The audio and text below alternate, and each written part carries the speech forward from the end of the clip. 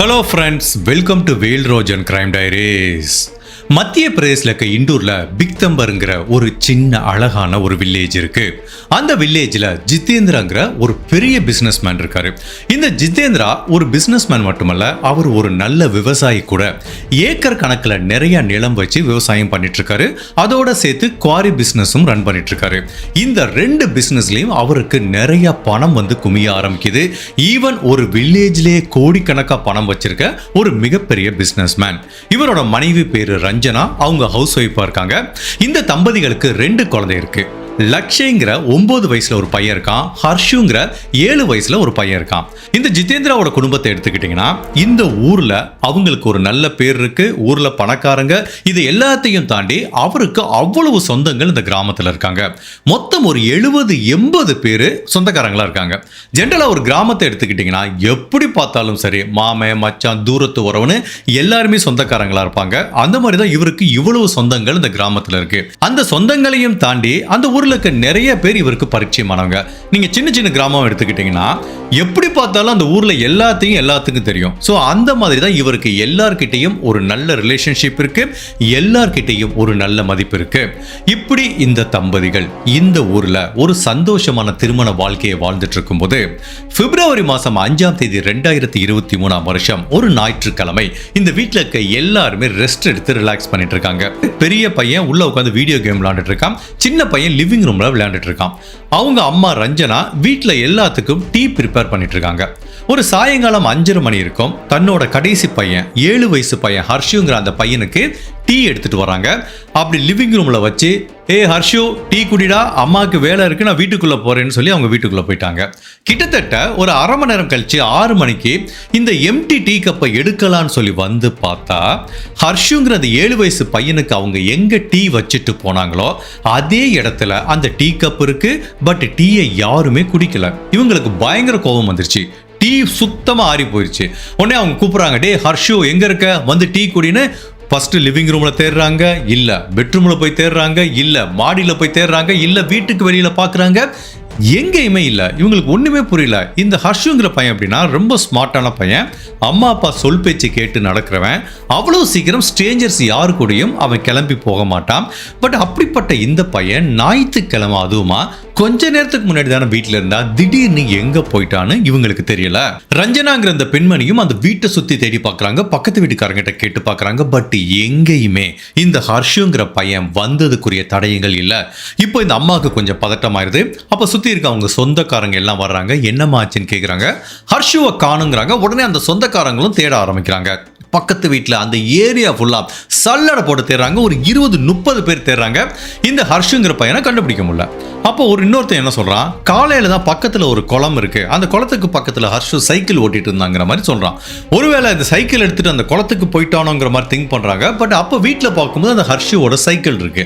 That means அவன் இப்போ குளத்துக்கு கிளம்பி போகலங்கிற தெரியறதுனால இப்போ அந்த 7 வயசு பையன் எங்க போயிட்டான் அப்படிங்கிற பதட்டம் தான் எல்லார்கிட்டையும் வர ஆரம்பிக்குது. இந்த டயத்துல ஒரு சின்ன வேலை விஷயமா வெளியில போன அவங்க அப்பா திரும்ப வர்றாரு. 7 மணிக்கு ஜிதேந்திராக்கும் அவங்க பையன் மிஸ் ஆயிட்டாங்கிற தகவல் கிடைக்குது.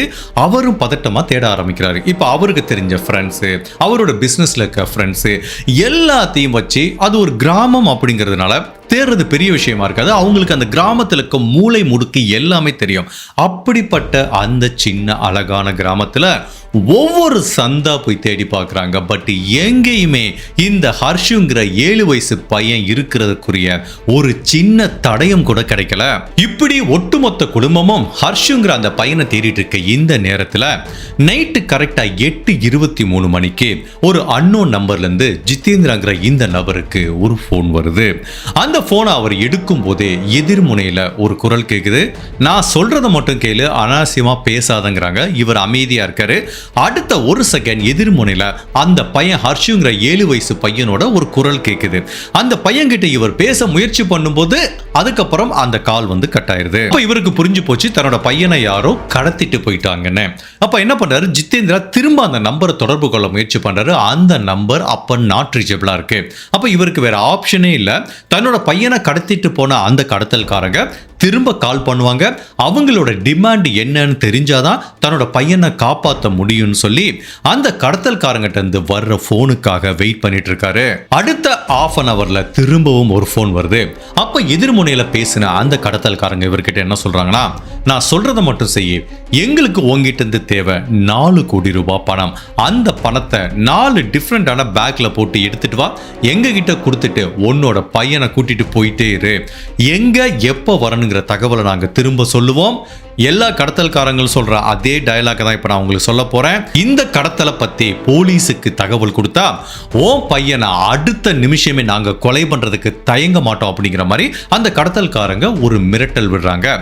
இவரை பொறுத்த வரைக்கும் 4 கோடி ரூபாய் பணம் பெரிய விஷயம் இல்ல. இவர் நிறைய சம்பாரிச்சு வச்சிருக்காரு. தன்னோட பையனோட உயிர் தான் முக்கியம் அப்படிங்கிற மாதிரி பிளான் பண்ணி இப்ப இவர் 4 கோடி ரூபாய் பணத்தை ரெடி பண்ண ஆரம்பிக்கிறாரு. இப்படியே சில நிமிடங்கள் உருண்டோடி போது இவரை பொறுத்த வரைக்கும் அந்த கடத்தல்காரங்க திரும்ப போன் பண்ணாதான் உண்டு எந்த இடத்துல வந்து பணத்தை கொடுக்கணும்னு. பிகாஸ் இவர் அந்த நம்பரை தொடர்பு கொண்டா போன் சுவிட்ச் ஆஃப்ல இருக்கு. இவரும் வெயிட் பண்ணி பார்க்கிறாரு. 4 கோடி ரூபாய் பணத்தை எடுத்துட்டாரு. எல்லாத்துக்கிட்டையும் வாங்கி பக்காவா ரெடி பண்ணி வைக்கிறாரு. பட் அந்த கடத்தல்காரங்கிட்ட இருந்து ஒரு போன் கூட வரல. அப்படி பொறுத்து பார்க்கிறாரு. நைட்டு 10:30 மணி ஆகுது. இனிமேல் வெயிட் பண்ணா தன்னோட பையனோட உயிருக்கு ஆபத்துங்கிறத புரிஞ்சுக்கிட்ட இந்த ஜிதேந்திரா இப்ப பக்கத்துல இருக்க போலீஸ் ஸ்டேஷன்ல தன்னோட பையன் மிஸ் ஆயிட்டான்னு ஒரு கம்ப்ளைண்ட் பதிவு பண்றாரு. இந்த ஜிதேந்திராங்கிற நபர் அந்த கிராமத்திலே ஒரு பிசினஸ்மேன், பணக்காரர். இது எல்லாத்தையும் தாண்டி ஜிதேந்திராவோட சகோதரர் ஒருத்தர் இருக்காரு. அவரோட பேரு விஜேந்திரா. அவர் காங்கிரஸ் கட்சியில ஒரு மிகப்பெரிய பொசிஷன்ல இருக்காரு. இப்ப இது ஒரு பணக்காரங்க சம்பந்தப்பட்ட கேஸ் மட்டும் கிடையாது, இது ஒரு அரசியல்வாதி சம்பந்தப்பட்ட கேஸ்ங்கிறதுனால போலீஸ் இதுக்கு ஒரு ஸ்பெஷல் அட்டென்ஷன் கொடுத்து ஹர்ஷுங்கிற அந்த பையனை தேட ஆரம்பிக்கிறாங்க. ஜிதேந்திரா போலீஸ் கிட்ட போயிட்டாரு அப்படின்னு தெரிஞ்சா அந்த பையனோட உயிருக்கு ஆபத்துங்கிறத புரிஞ்சுக்கிட்ட போலீஸ் என்ன பண்றாங்க, இவர் போலீஸ் கிட்ட போனதே தெரியாத மாதிரி இவரோட வீட்டுக்கு எப்படி வர்றாங்கன்னா, போலீஸ் நார்மலா மஃப்டில வர்றாங்க. நார்மலா கேஷுவல் ட்ரெஸ் போட்டு வர்றாங்க. போலீஸ் ஜீப்ல வரல, கேஷுவலா ஒரு மோட்டார் பைக்ல வந்து ஒரு 4-5 போலீஸ் ஆபீசர் இறங்குறாங்க. வீட்டுக்குள்ள வச்சு டிஸ்கஸ் பண்ணிட்டு இருக்காங்க. அந்த கடத்தல்காரங்கிட்ட இருந்து அடுத்து வரப்போற போனுக்காக வெயிட் பண்ணிட்டு இருக்காங்க. பட் ஜிதேந்திரா ஒரு விஷயம் ரொம்ப கிளவரா யோசிச்சு என்ன பண்ணிருக்காரு, 2வது முறையா அந்த கடத்தல்காரங்க போன் பண்ணி எனக்கு 4 கோடி ரூபாய் பணம் வேணும்னு கேட்டப்போ அந்த காலை அவர் ரெக்கார்ட் பண்ணி வச்சிருக்காரு. இப்போ ரெக்கார்ட் பண்ண அந்த காலை போலீஸ் கிட்ட போட்டு காமிக்கிறாரு. பிகாஸ் இந்த மாதிரி கடத்தல்காரங்களை பத்தி போலீஸுக்கு நல்லாவே தெரியும். அதுவும் சில கடத்தல்காரங்களோட குரலை கேட்டாலே இது இவன் தாங்கிற மாதிரி போலீஸால ஈஸியா சொல்ல முடியும். சோ இவங்களும் அந்த குரலை கேட்டு பார்க்கறாங்க. பட் போலீஸால ரெகக்னைஸ் பண்ண முடியல. சார், நாங்க உறுதியா சொல்றோம், இது எங்களுக்கு தெரிஞ்ச நோன் கிரிமினல் கிடையாது. கண்டிப்பா இது போலீஸுக்கு பரிச்சயம் இல்லாத ஒரு நபரா தான் இருக்கணும். பட் மேபி அந்த நபர் உங்க குடும்பத்துக்கு தெரிஞ்சவனா கூட இருக்கிறதுக்கு வாய்ப்பு இருக்குங்கிற மாதிரி போலீஸ் சொல்றாங்க. கடத்தல்காரங்க ஏன் இந்த குடும்பத்துக்கு தெரிஞ்ச நபரா இருக்க வாய்ப்பு இருக்குன்னு சொல்றதுக்கு 2-3 காரணம் போலீஸ் சொல்றாங்க. ஒன்னு, அந்த கடத்தல்காரங்க போன் பண்ணும்போது ஃபர்ஸ்ட் கேட்ட விஷயம் எனக்கு 4 கோடி ரூபாய் பணம் வேணுங்கிறாங்க. இவர் லேட்டஸ்டா நிறைய பிசினஸ் டீல்லாம் முடிச்சு வீட்டுல அப்ராக்சிமேட்டா இவ்வளவு பணம் தான் வச்சிருக்காரு. ஸோ எக்ஸாக்டா இவர்கிட்ட இவ்வளவு பணம் இருக்குங்கிறது அந்த கடத்தல்காரங்களுக்கு தெரிஞ்சிருக்கு அப்படின்னா கண்டிப்பா அந்த கடத்தல்காரங்க இந்த குடும்பத்துக்கு பரிச்சயமாகவும் நெருக்கமா பழகுற குடும்ப உறவா இருக்கிறதுக்கும் வாய்ப்பு இருக்குங்கிற மாதிரி தான் திங்க் பண்றாங்க. அதை எல்லாத்தையும் தாண்டி போலீஸ் இது ஒரு தெரிஞ்சவங்களா இருக்குங்கிறத சந்தேகப்படுறதுக்கு இன்னொரு ரீசன் என்னன்னா, இந்த அம்மா அப்பா ஜிதேந்திரா அவங்க மனைவி என்ன சொல்றாங்கன்னா, சார் இங்க 7 வயசு பையனை பொறுத்த வரைக்கும் அவனை நாங்க எப்படி வளர்த்துருக்கோம்னா, ஸ்ட்ரேஞ்சர் யார் வந்து கூப்பிட்டாலும் போக மாட்டான், ஸ்ட்ரேஞ்சர் என்ன சாப்பிட கொடுத்தாலும் அவன் சாப்பிட மாட்டான், ஒட்டு மொத்தத்தில் ஒரு அன்னோன் பர்சனோட அவன் பேசவே மாட்டான். அதுக்குரிய ரிஸ்க் என்னங்கிறத நாங்கள் சொல்லி கொடுத்து தான் வளர்த்துருக்கோம். ஸோ நாங்கள் 100% உறுதியாக சொல்கிறோம், எங்கள் பையன் ஒரு ஸ்ட்ரேஞ்சர் கூட போயிருக்கிறதுக்கு வாய்ப்பு இல்லை. அவன் இந்த வீட்டை விட்டு போனால் அப்படி கடத்திட்டு போகிறதுக்கும் வாய்ப்பு இல்லை. அதெல்லாம் வச்சு பார்க்கும்போது, எஸ்பெஷலி இந்த 4 கோடி ரூபாய், இவனோட ஸ்ட்ரேஞ்சர் பிஹேவியர், இது எல்லாத்தையும் வச்சு பார்க்கும்போது கண்டிப்பா இந்த பையனை கடத்திட்டு போனது இவங்களுக்கு நெருக்கமான ஒரு நபரா இருக்கிறதுக்கு நிறைய வாய்ப்பு இருக்குங்கிற மாதிரி தான் போலீஸ் திங்க் பண்றாங்க. ஒரு ஞாயிற்றுக்கிழமை ஜஸ்ட் ரிலாக்ஸா வீட்டுக்குள்ள விளையாண்டுட்டு இருந்த இந்த ஹர்ஷுங்கிற 7 வயசு பையனுக்கு என்ன நிகழ்ந்தது, அவனை யாரு கடத்திட்டு போனா, போலீஸ் ஆபீசர் அவனை உயிரோட காப்பாத்தி கூட்டிட்டு வந்தாங்களாங்கிற பலவித குழப்பங்களும் திருப்பங்களும் நிறைஞ்ச மத்திய பிரதேசல இருக்க இந்தூர்ல நடந்த ஒரு வித்தியாசமான ட்ரூ கிரைம் கேஸ் தான் இன்னைக்கு நம்ம இந்த வீடியோல பார்க்க போறோம். அப்படி இந்த பையனுக்கு என்ன நிகழ்ந்தது, அவனை யாரு கடத்திட்டு போனாங்கிறத நம்ம தெரிஞ்சுக்கிறதுக்கு முன்னாடி உங்க டைம் 2 செகண்ட்ஸ் எனக்காக ஸ்பெண்ட் பண்ணி என்னோட வீடியோஸ் உங்களுக்கு பிடிச்சிருந்துச்சுன்னா லைக் பண்ணிட்டு கமெண்ட் பண்ணுங்க. இன்கேஸ் என்னோட சேனலை இது வரைக்கும் நீங்க சப்ஸ்கிரைப் பண்ணாம பார்த்தீங்கன்னா மறக்காம சப்ஸ்கிரைப் பண்ணி என்ன சப்போர்ட் பண்ணுங்க.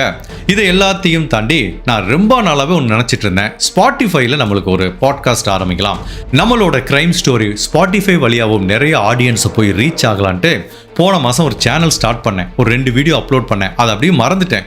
நேற்று எடுத்து பார்க்குறேன், நிறைய பேர் பார்த்துருக்காங்க, நிறைய பேர் ஃபாலோ பண்ணுறாங்க. சரி, இனிமேல் கண்டினியூஸாக அதில் அப்லோட் பண்ணலாங்கிற மாதிரி தோணுது. என்னோட ஸ்பாட்டிஃபை சேனல் லிங்க்கை இந்த வீடியோவோட டிஸ்கிரிப்ஷன்லையும் கொடுத்துருக்கேன், கமெண்ட் பாக்ஸ்லையும் பின் பண்ணி வச்சிருக்கேன். ஸோ மறக்காம நம்ம வியூவர்ஸ் ஸ்பாட்டிஃபையும் ஃபாலோ பண்ணுங்க. ஸோ மேபி நீங்கள் ட்ரைவ் பண்ணிட்டு இருக்கும்போது நம்ம கதையை கேட்டுட்டு நீங்கள் ட்ரைவ் பண்ணலாம். ஸோ மறக்காம வழக்கம் போல சப்ஸ்கிரைப் பண்ணாதவங்க பண்ணுங்க, கமெண்ட் பண்ணிட்டு லைக் பண்ணுங்க. இப்போ போலீஸ் ஆபீசர் ஒரு 5 பேர் சேர்ந்த டீம் அமைச்சு இந்த பையனை தேட ஆரம்பிக்கிறாங்க. ஜென்ரலா எந்த ஒரு கடத்தல் வழக்குலையும் ஃபர்ஸ்ட் எப்படி விசாரணை ஆரம்பிப்பாங்களாம், கடைசியில அந்த பையனை யாரு பார்த்தது, அந்த பையன் கூட கடைசியில யாரு இருந்தா அப்படிங்கிற மாதிரி தான் விசாரிப்பாங்க. அவங்க அம்மா கிட்ட கேட்டா என்ன சொல்றாங்க, இல்ல சார் இங்க லிவிங் ரூம்ல தான் விளையாண்டுட்டு தான், என்னோட கசின்லாம் நிறைய பேர் இருந்தாங்க, அவங்களோட தான் விளையாண்டுட்டு இருந்தான், திடீர்னு எங்க போனாங்கன்னு எனக்கே தெரியல சார், வீடு புகுந்து எப்படி சார் என்னோட பையனை ஒருத்தர் தூக்கிட்டு போயிருக்க முடியுங்கிற மாதிரி அவங்க அம்மாக்கும் ஒண்ணுமே புரியல.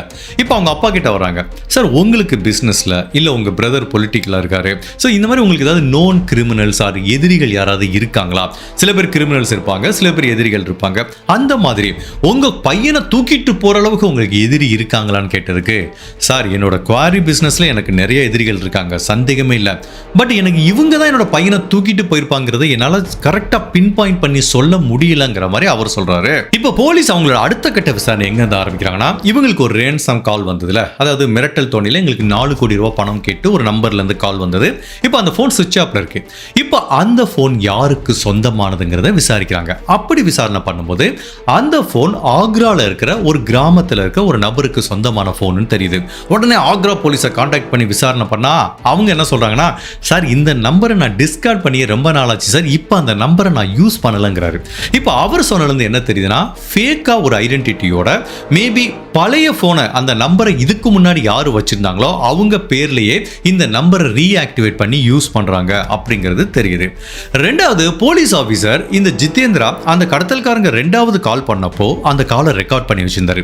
அதை திரும்ப திரும்ப போட்டு போட்டு கேட்கும்போது அந்த கடத்தல்காரனோட குரல்ல இருந்து அவங்களுக்கு என்ன தெரியுதுன்னா, அவங்கிட்ட துளி கூட பயம் இல்லை, அவ்வளவு தெளிவான டிமாண்ட் வைக்கிறான். இதுல இருந்து இது என்னமோ வீட்டுக்கு வாசல்ல ஒரு பையன் விளையாண்டுட்டு இருந்தான், அப்படி பிடிச்சு தூக்கிட்டு போய் பணம் கேட்ட மாதிரி தெரியல, இது பக்காவா பிளான் பண்ணி அந்த பையனை கடத்திட்டு போயிருக்காங்க. அந்த கடத்தல்காரன்ட்ட ஒரு துளி பயம் கூட இல்லைன்னா இதை ஒரு நாள் இல்ல 2 நாள் இல்ல பல வாரங்கள் பல மாதங்கள் இந்த கிரைமை பிளான் பண்ணி இத்தனை மணிக்கு இந்த பையனை தூக்குறோம், இந்த இடத்துக்கு அவனை கடத்திட்டு போறோம், இத்தனை மணிக்கு அவங்க அப்பாவுக்கு ஃபோன் பண்றோம், அதுக்கு முன்னாடி ஃபேக்கான ஒரு ஐடென்டிட்டியில சிம் கார்டு வாங்குறோங்கிற மாதிரி பக்காவா பிளான் பண்ணி தான் இந்த கிரைமை எக்ஸிக்யூட் பண்ணிருக்காங்க.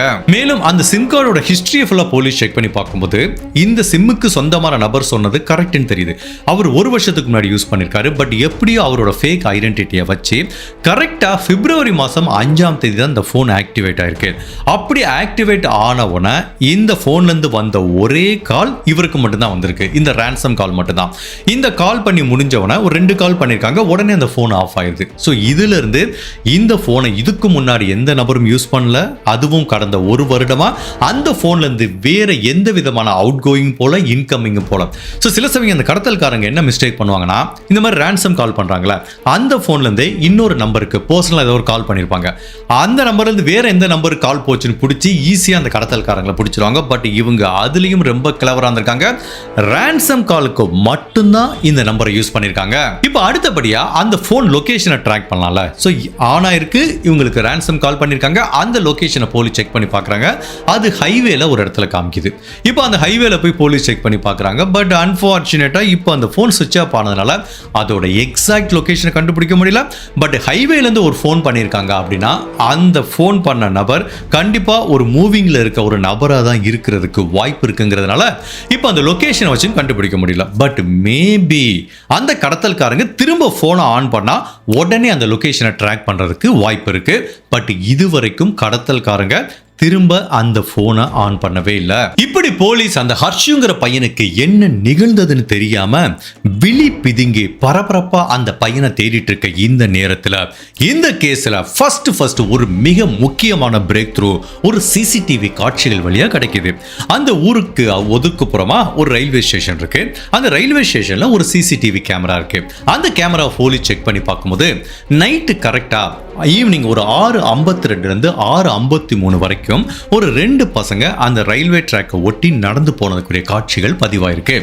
அதுல ஒரு பையன் வேற யாரும் இல்ல, காணாம போன ஹர்ஷுங்கிற அந்த 7 வயசு பையன் கூட ஒரு 19 வயசு மதிக்கத்தக்க இன்னொரு நபர் கூட தான் 2 பேரும் கேஷுவலா நடந்து போயிட்டு இருக்காங்க.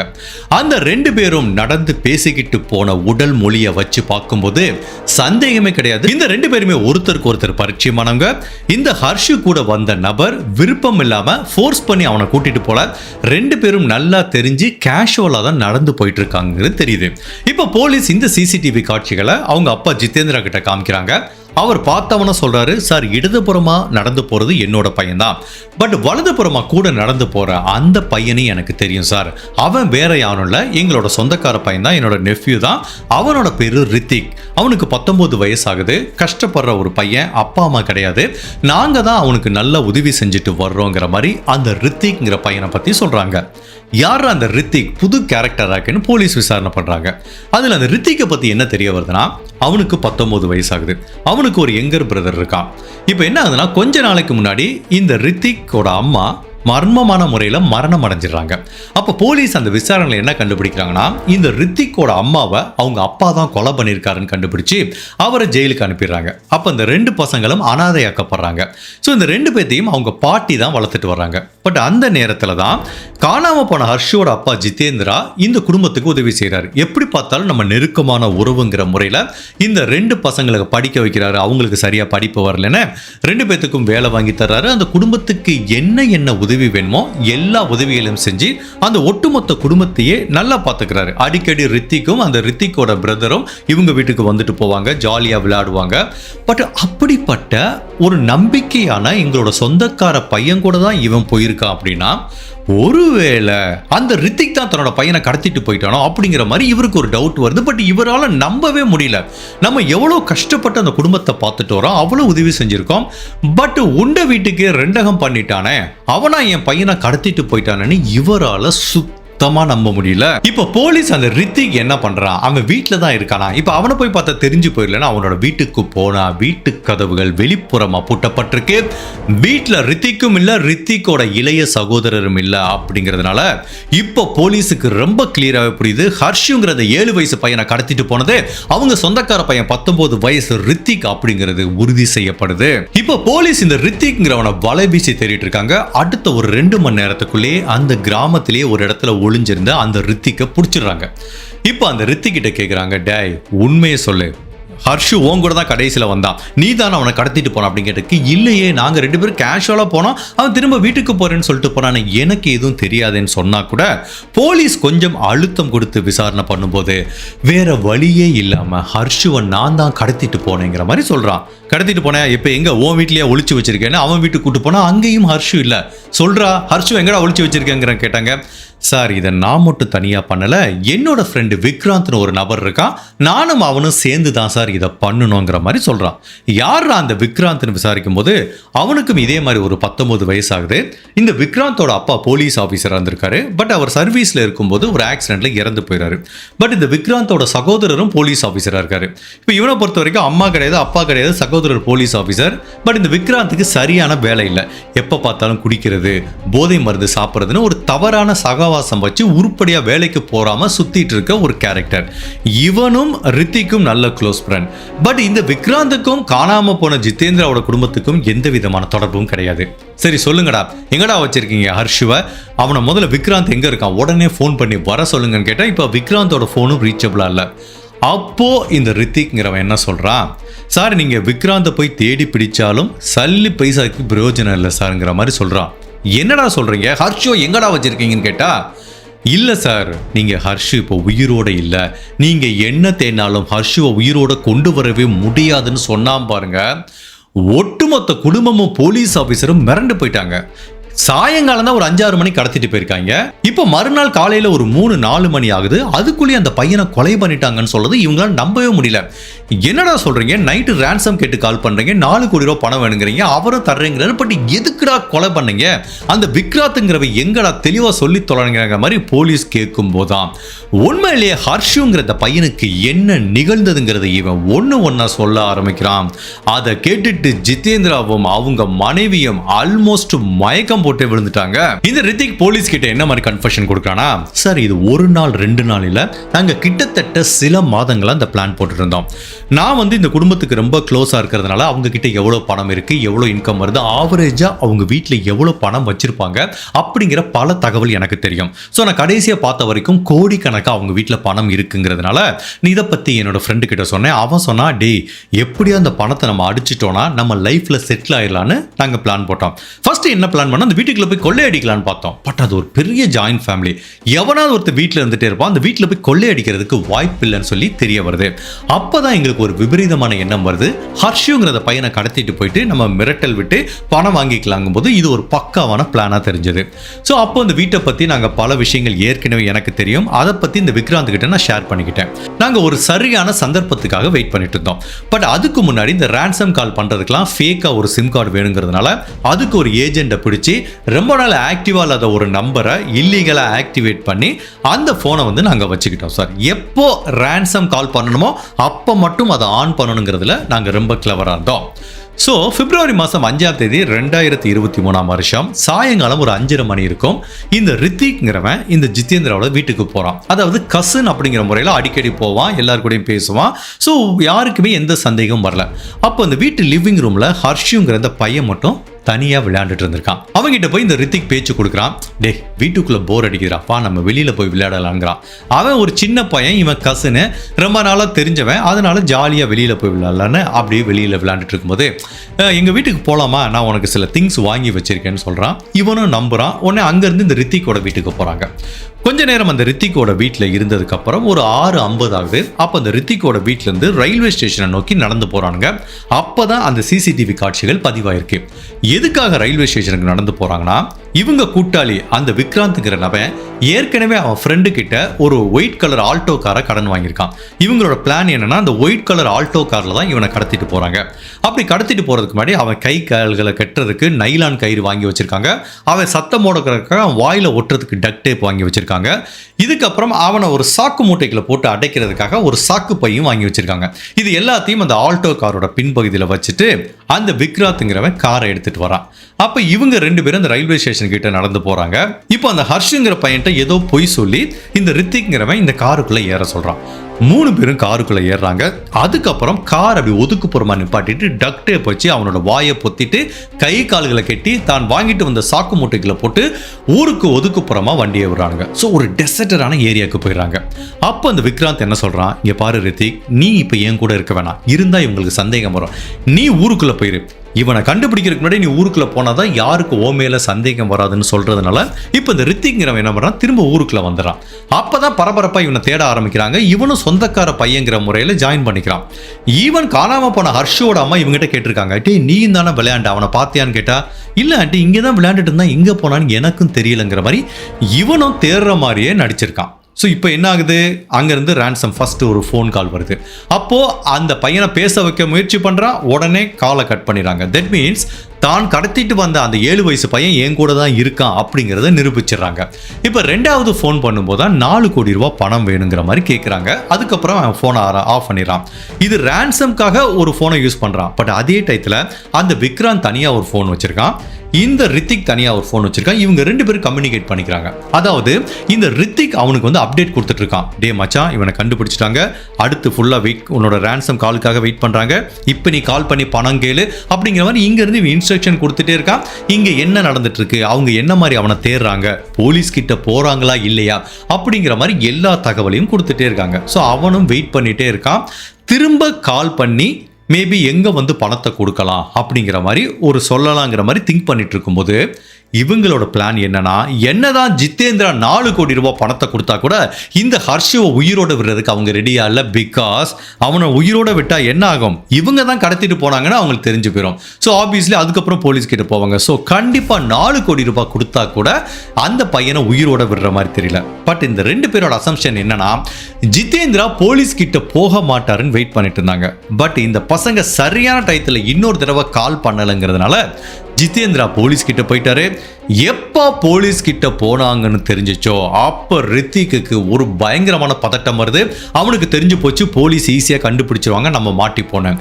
உடனே விக்ராந்த் கால் அடிக்கிறான், டே மச்சான் போலீஸ் கிட்ட போயிட்டாங்க, நம்ம இனிமேல் ரான்சம் காலும் பண்ண முடியாது, பணமும் கேட்க முடியாது, போலீஸ் ட்ராக் பண்ணிடுவாங்க, அவனை உயிரோட விட முடியாது, அவனை போட்டு தள்ளிரு அப்படிங்கிற மாதிரி இங்கேருந்து இன்ஸ்ட்ரக்ஷன் கொடுக்குறான். அவனும் ஓகே பாஸ் அப்படிங்கிற மாதிரி அந்த பையனை 7 வயசு சின்ன பையனை, ஒன்றும் தெரியாத அந்த அப்பாவி பையனை வாயில் ஏற்கனவே டக்டே போட்டிருக்கான், கழுத்தில் நைலான் கயிறை வச்சு அந்த பையனை துடிக்க கொலை பண்ணிட்டு ஊருக்கு ஒதுக்குப்புறமா இருக்கிற ஒரு புதருக்குள்ள அந்த உடலை தூக்கி போட்டு போயிடுறானுங்க. இப்போ இந்த கன்ஃபர்ஷன் கொடுத்ததுக்கு அப்புறம் அந்த விக்ராந்தையும் போலீஸ் கண்டுபிடிச்சி அரெஸ்ட் பண்றாங்க. அந்த பையனோட உடலை எந்த இடத்துல தூக்கி போட்டிருக்காங்க அப்படிங்கறத இவங்க சொல்லும்போது மறுநாள் காலையில 6ஆம் தேதி காலையில 7 மணிக்கு ஹர்ஷுங்கிற அந்த பையனோட இறந்த சடலத்தை ரெக்கவர் பண்றாங்க. பட் இந்த கேஸோட மோட்டிவ் என்ன, எதுக்காக இந்த பையனை கடத்திட்டு போனாங்க? ஆப்வியஸ்லி 2 பேரும் வேலை வெட்டி இல்லாம வெட்டியா சுத்திட்டு இருக்கவங்க, குறுக்கு வழியில பணம் சம்பாரிச்சு செட்டில் ஆகிறதுக்கு முயற்சி பண்ணியிருக்காங்க. பட் அன்ஃபார்ச்சுனேட்டாக அந்த பணத்தை கொடுத்தா கூட அந்த பையனை கொலை பண்ணுற மைண்ட் செட்டில் தான் அவங்க இருந்திருக்காங்க. ஸோ அதனால தான் அந்த கிரைம் நடந்திருக்கு. அதுக்குரிய காரணம் என்ன, 2 பேருமே போதை மருந்துக்கு அடிமையானவங்க, 2 பேருமே ட்ரிங்க்ஸ் சாப்பிட்றவங்க, வேலை வெட்டி இல்லாதவங்க. இவங்களுக்கெல்லாம் வேலைக்கு போகணுங்கிற எண்ணமே தோணாது. எப்படிடா குறுக்கு வழியில் பணம் சம்பாதிக்கலாம் அப்படிங்கிற மாதிரி எண்ணம் தான் 2 பேத்துக்கும் வந்திருக்கு. ஒட்டு மொத்தத்தில் இந்த 2 பேரோட கிரீடி பேராசையினால தான் இந்த கொலை நடந்திருக்குங்கிற மாதிரி ஒரு மோட்டிவ் சொல்கிறாங்க. பட் இதை எல்லாத்தையும் தாண்டி ரித்திக் இந்த குடும்பத்தை பழி வாங்குறதுக்கு இன்னொரு மிக முக்கியமான காரணம் இருக்குங்கிறாங்க. இந்த ரித்திக்கோட ஃபேமிலியை பற்றி நான் ஏற்கனவே சொல்லியிருந்தேன். ரித்திக்கோட அம்மாவை அவங்க அப்பா கொலை பண்ணிட்டாரு, அவர் ஜெயிலுக்கு போயிட்டாரு. ரித்திக் வந்து அவங்க அம்மாவை ரொம்ப பிடிக்கும். ஸோ அவங்க அப்பா கொலை பண்ணதுனால அவங்க அப்பா மேலே அவனுக்கு பயங்கரமான ஒரு வெறுப்புணர்ச்சி வந்திருக்கு. எனிவே அவர் பண்ண தப்புக்கு ஜெயிலில் போய் தண்டனை அனுபவிக்கட்டும், சாகிற வரைக்கும் ஜெயிலில் இருக்கட்டுங்கிற மாதிரி இவன் நினச்சிட்டு இருந்திருக்கான். அப்போ ஜிதேந்திரா, அதாவது கொலை செய்யப்பட்ட இந்த ஹர்ஷுவோட அப்பா என்ன பண்ணியிருக்காரு, இந்த ரித்திக் சொந்தக்காரன் தான் என்ன, அந்த ரித்திக்கோட அப்பாவும் சொந்தக்காரங்க தான். சரி, தன்னோட குடும்ப உறவு ஏதோ ஒரு இன்சிடென்ட் நடந்து போச்சுன்னு இந்த ரித்திக்கோட அப்பாவை, அதாவது தன்னோட சொந்த மனைவியை கொலை பண்ண அந்த நபரை அவர் பெயிலில் எடுத்துட்டு வந்திருக்காரு. அது ரித்திக்கு பயங்கரமான கோபத்தை உண்டு பண்ணிருக்கு.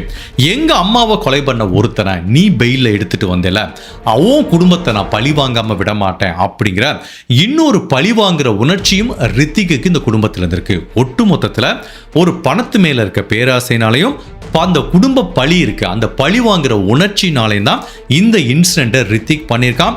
ரித்திக் தான் இதுக்கு மூல காரணமா இருந்து அவன் ஃப்ரெண்ட் விக்ராந்த், அவனே ஒரு வேலை வெட்டி இல்லாம இருக்கவன், அவங்கிட்ட பணத்தாசை காமிச்சு அவனையும் பார்ட்னரா சேர்த்திருக்கான் அப்படிங்கிறது விசாரணையில தெரிய வருது. இந்த கேஸ்ல இன்னொரு ஷாக்கிங்கான விஷயம் என்ன அப்படின்னா, இந்த ரித்திக்கு ஒரு இளைய சகோதரர் இருக்கால, அவனையும் இந்த கிரைம்ல வந்து சின்ன சின்ன விஷயங்களுக்கு உதவி செய்ய கூப்பிட்டுருக்காங்க. ஒட்டுமொத்தத்தில் இந்த வழக்குல மொத்தம் 4 பேரை போலீஸ் அரெஸ்ட் பண்றாங்க. முதன்மை குற்றவாளியாரு ரித்திக் அண்ட் விக்ராந்த், அதுக்கப்புறம் 2வது குற்றவாளியா ரித்திக்கோட சகோதரரை சேர்க்கிறாங்க.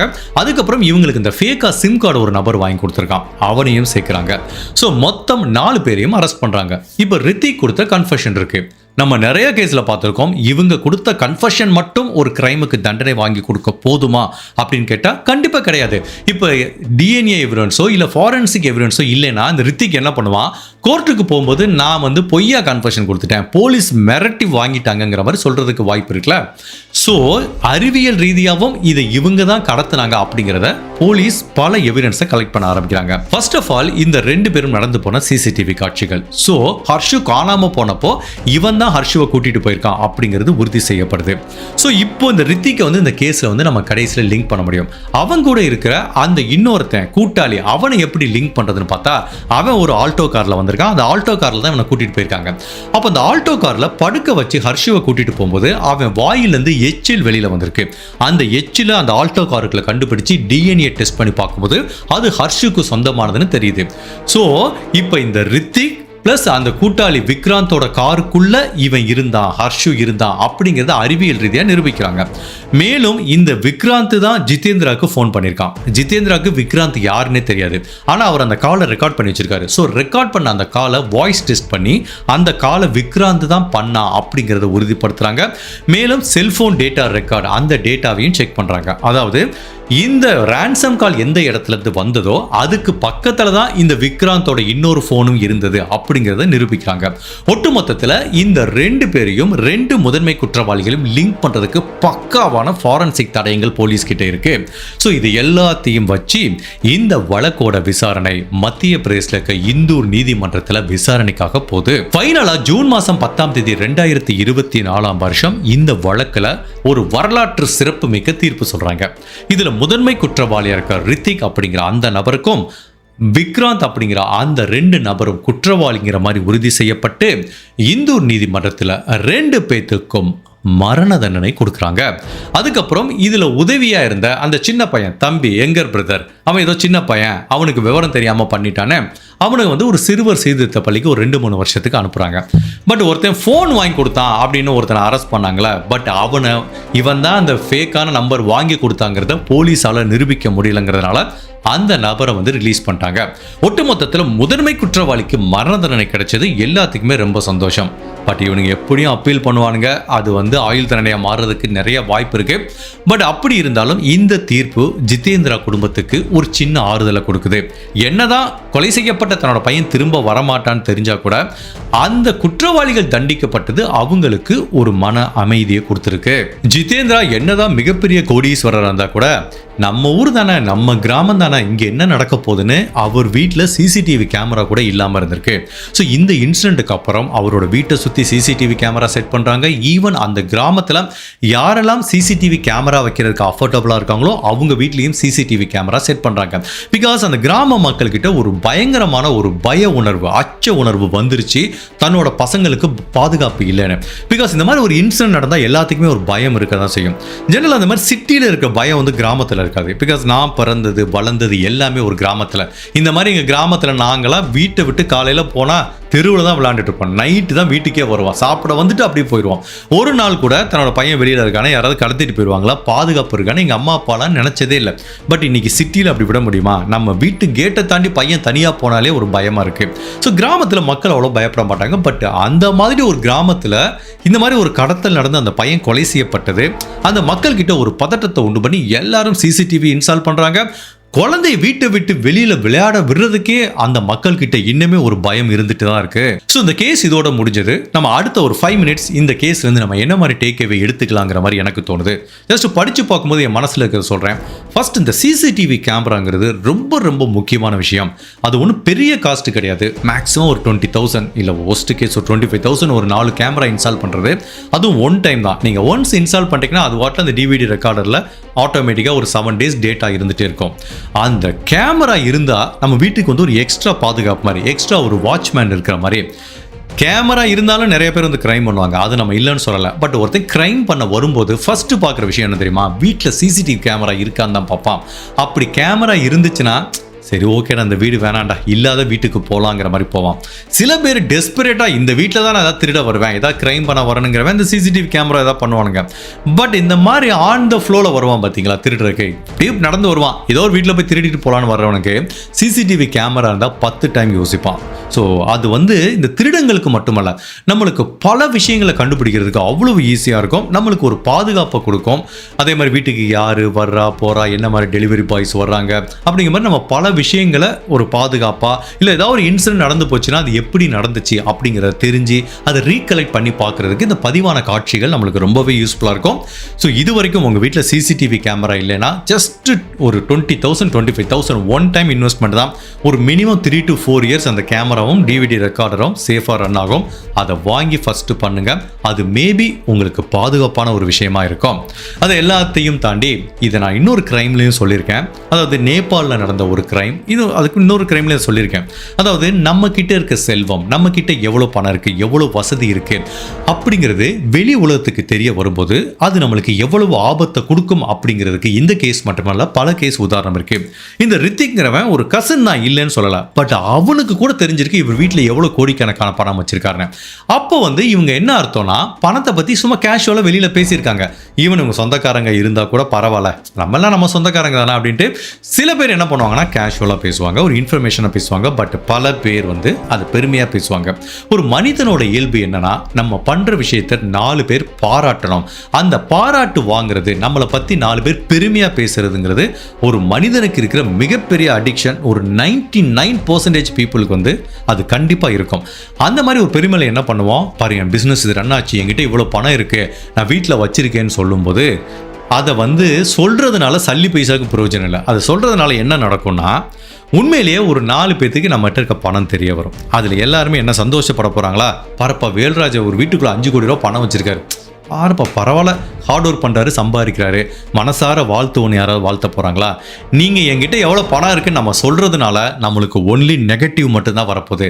ஃபர்ஸ்ட் அவன் என்ன நினைப்பான், வயிற்றுச்சல் வரும் அவனுக்கு, டடா அது எப்படி சம்பாதிக்கிறாங்களே, இவங்களுக்கு மட்டும் எப்படி தான் இவ்வளோ பணம் வருதோ அப்படிங்கிற மாதிரி அவனோட வயிற்றுச்சல் நம்ம சம்பாதிக்கிற மாதிரி இருக்கும். சில பேர் என்ன பண்ணுவான், பொறாமப்படுவான், பட்டுட்டு அவன் நாட்டில் போயிட்டே இருப்பான். அந்த மாதிரி ஆளுகளோட பிரச்சனை இல்லை. பட் அதையும் தாண்டி இவங்ககிட்ட இவ்வளோ பணம் இருக்குன்னு கிரிமினலாக திங்க் பண்ணி அதை எப்படி எடுக்கலாங்கிற மாதிரி. இப்போ இந்த கேஸ் எடுத்துக்கோங்க, ரித்திக் மாதிரி ஒருத்தங்கிட்ட போய் இந்த தகவல் தெரிஞ்சிச்சுன்னா என்ன ஆகும்? ஒன்று வீடு புகுந்து திருடுவான், இல்லை இந்த மாதிரி குழந்தைகளை கடத்திட்டு போவான், ஏதோ ஒரு வழியில் நம்ம கிட்ட இருக்க பணத்தை அபகரிக்க முயற்சி பண்ணுவாங்க. இப்போ இவர்கிட்ட இவ்வளோ பணம் இருக்குங்கிறது அவனுக்கு தெரியாமல் இருக்குன்னு வச்சுக்கோங்களேன், இவ்வளோ கேஷ் ஃப்ளோ இருக்குன்னு தெரிஞ்சுன்னா அவனுக்கு இந்த ஐடியாவே வந்திருக்காதுல்ல. ஸோ இதே மாதிரி தான் நேபாளத்தில் நான் ஒரு கேஸ் போட்டிருந்தேன். அந்த கேஸ் உங்களுக்கு ஞாபகம் இருக்குமான்னு தெரியல, நம்ம சேனலில் கூட நல்ல வியூஸ் கிடச்சிது. ஒரு நபர் இருக்கார், அவருக்கு ஒரு பொண்ணு இருக்குது. அந்த பொண்ணு +2 என்னமோ படிச்சுட்டு இருக்கு. அந்த பொண்ணை இவர் பைலட்டுக்கு படிக்க வைக்கணும்னு ரொம்ப ஆசை. அப்போ இந்த அப்பா இருக்கார்ல, இந்த பொண்ணோட அப்பா, இந்த பொண்ணு +2 என்னமோ படிச்சுட்டு இருக்கு. அந்த பொண்ணுக்கு ஒரு டியூஷன் டீச்சர் இருக்காரு. அந்த நபர் இவங்க அப்பா கிட்ட கேட்பாரு, சார் எனக்கு கொஞ்சம் எமர்ஜென்சியாக பணம் வேணும்னு கேட்பாரு. அப்போ அந்த அப்பா என்ன சொல்லியிருக்கணும், என்கிட்ட பணம் இருக்குன்னு தான் கொடுத்துருக்கணும், இல்லைன்னா இல்லைன்னு சொல்லியிருக்கணும். அப்போ இவர் என்ன தெரியுமா எக்ஸ்ட்ரா சொல்கிறாரு, இல்லை சார் இப்போ உங்கள்கிட்ட கொடுக்குற அளவுக்கு பணம் இல்லை, என்னோட பொண்ணு பைலட் படிக்கணும்னா அதுக்காண்டி அவளுக்கு எக்ஸ்ட்ரா ஒரு 50 லட்ச ரூபா சேர்த்து வச்சிருக்கேன், அது மட்டும் தான் என்கிட்ட இருக்குது, உங்களுக்கு கொடுக்குறதுக்கு இல்லை, இந்த எக்ஸ்ட்ரா ஸ்டேட்மெண்ட் தேவையா? அப்போது அந்த டியூஷன் டீச்சருக்கு என்ன தெரிய வருது, இவங்கிட்ட பணம் இருக்குன்னு தெரிய வருது. அப்போ அவன் என்ன பண்ணுறான், பிளான் பண்ணி அந்த பொண்ணை தூக்குறான், அந்த பொண்ணை கொலை பண்ணிடுறான். கடைசி வரைக்கும் அந்த பொண்ணை உயிரோட கண்டுபிடிக்க முடியல. ஸோ இதுலேருந்து என்ன தெரியுதுன்னா, நம்ம கிட்ட இருக்க செல்வமும், நம்ம கிட்ட இருக்க பணமும், நம்மளோட வசதி வாய்ப்பும் மற்றவங்களுக்கு தெரியாமல் இருக்கிறது நல்லது. ஒன்று நம்ம நேராக பெருமையாக பேசும்போது சொல்லுவோம், அது ஒன்று சொல்லுவோம். இல்லைன்னா என்ன பண்ணுவோம், சோஷியல் மீடியாவில் நம்ம தம்பட்டு அடிப்போம். இல்லைன்னா விலையுயர்ந்த பொருட்களை வாங்கி நான் இவ்வளோ வாங்கியிருக்கேங்கிற மாதிரி சோஷியல் மீடியாவில் நம்ம பெருமையாக போஸ்ட் போடுவோம். இதெல்லாம் எப்படின்னா இந்த ஈவில் ஐஸை நம்ம அட்ராக்ட் பண்ணுற மாதிரி. ஸோ நம்மக்கிட்ட இருக்க செல்வம் அவங்களுக்கு தெரியறதுனால நம்மளுக்கு கெட்டது தான் வரும், நல்லது வரப்போகிறதில்ல. அதுதான் அந்த கேஸில் நடந்திருக்கு. ஸோ ஹியர் ஆஃப்டர் உங்கள் குடும்பத்தில் இருக்க ஃபினான்ஷியல் டீட்டெயிலை பற்றி ஒரு கணவன் மனைவி உங்களுக்குள்ளே வச்சுக்கோங்க, வெளியில் யாருக்கும் தெரியாமல் பார்த்துக்கோங்க. குழந்தைகள் முன்னாடி ஃபினான்ஷியல் டீட்டெயில் பேசாதீங்க. அதுவும் மற்றவங்க கிட்ட நம்ம கிட்ட இவ்வளோ செல்வம் இருக்குன்னு பெருமையாக பேசாதீங்க. அது என்றைக்குமே நம்மளுக்கு ஆபத்தில் தான் முடியும். ஹோப்ஃபுல்லி இந்த வழக்கிலேருந்து நம்ம பல நல்ல விஷயங்களை கற்றுக்கிட்டோம்னு நினைக்கிறோம். இது உங்களுக்கு பயனுள்ளதாக இருக்கும் நான் நம்புகிறேன். அப்படி இருந்துச்சுன்னு நீங்கள் ஃபீல் பண்ணீங்கன்னா உங்கள் ஃபேமிலி கிட்டையும், உங்கள் குடும்ப உறவுகள், அதுக்கப்புறம் உங்கள் நண்பர்கள்கிட்டையும் ஷேர் பண்ணுங்கள். இந்த கேஸை பற்றி நீங்கள் என்ன நினைக்கிறீங்க, உங்களோட கருத்தை மறக்காமல் இந்த வீடியோவில் பதிவு பண்ணுங்கள். இந்த மாதிரி அனதர் கேஸில் உங்களை சந்திக்கிறேன். Till then, stay safe, take care, bye.